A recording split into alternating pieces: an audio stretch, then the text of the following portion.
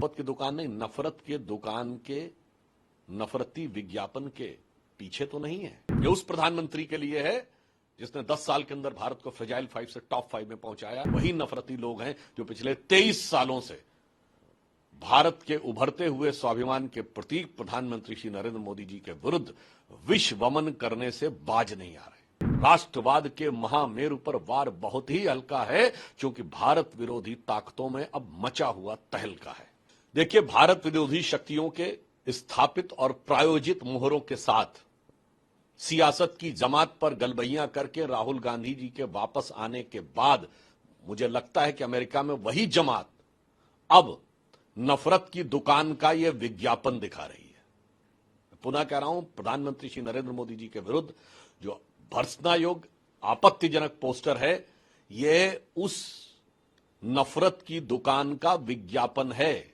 और यह संदेह हर भारतीय के मन में गहरा हो रहा है कि जिन लोगों ने भारत विरोधी शक्तियों के साथ कांग्रेस के नेता राहुल गांधी जी की मुलाकातें करवाई और समर्थन दिलवाया, जो स्थापित रूप से घोषित रूप से भारत के शत्रु हैं, उनसे समर्थन दिलवाया, क्या वही जमात इस समय मोदी जी के विरुद्ध इस नफरती विज्ञापन, ये मोहब्बत की दुकान नहीं, नफरत के दुकान के नफरती विज्ञापन के पीछे तो नहीं है? और अधिक दुख तब होता है जब यह उस प्रधानमंत्री के लिए है जिसने 10 साल के अंदर भारत को फ्रेजाइल 5 से टॉप 5 में पहुंचाया। यह उस प्रधानमंत्री के लिए है जिसने 26 करोड़ लोगों को एक्सट्रीम पॉवर्टी से बाहर निकाला। यह उस प्रधानमंत्री के लिए जिसने डिजिटल ट्रांजैक्शन में भारत को नंबर 1 पहुंचाया। यह उस प्रधानमंत्री के लिए जिसने आंतरिक और बाह्य सुरक्षा में भारत को उस स्थिति में पहुंचाया कि एक दौर में भारत का कोई बड़ा शहर और प्रांत नहीं था जहां आतंकवादी हमले न होते हों।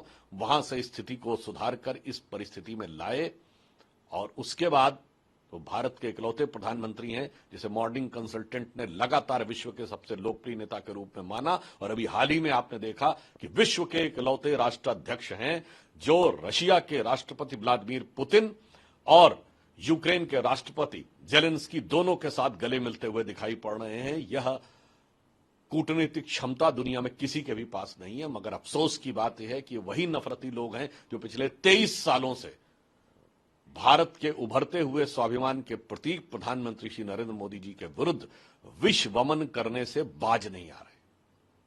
तो इनके लिए मैं एक पंक्ति में कहना चाहूंगा कि शक तो पैदा होता है, चाहे वही अंकल सैम होंगे या कोई भी होंगे, जो भी उनके साथी होंगे, उनके लिए एक पंक्ति में कहना चाहूंगा कि आज मोदी जी भारतीय राष्ट्र, भारतीय राष्ट्रवाद और जन जन के मन में भारत के स्वाभिमान की उभरती हुई आकांक्षाओं के मेरु पर्वत है। हमारी प्राचीन संस्कृति में मेरु पर्वत कहा जाता था, जो बड़ा पवित्र पर्वत माना जाता है, बड़ा प्रसिद्ध पर्वत माना जाता है।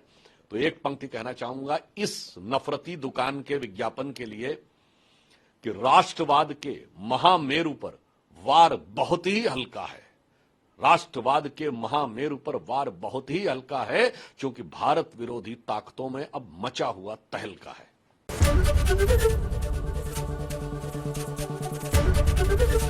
एबीपी गंगा, खबर आपकी, जुबान आपकी।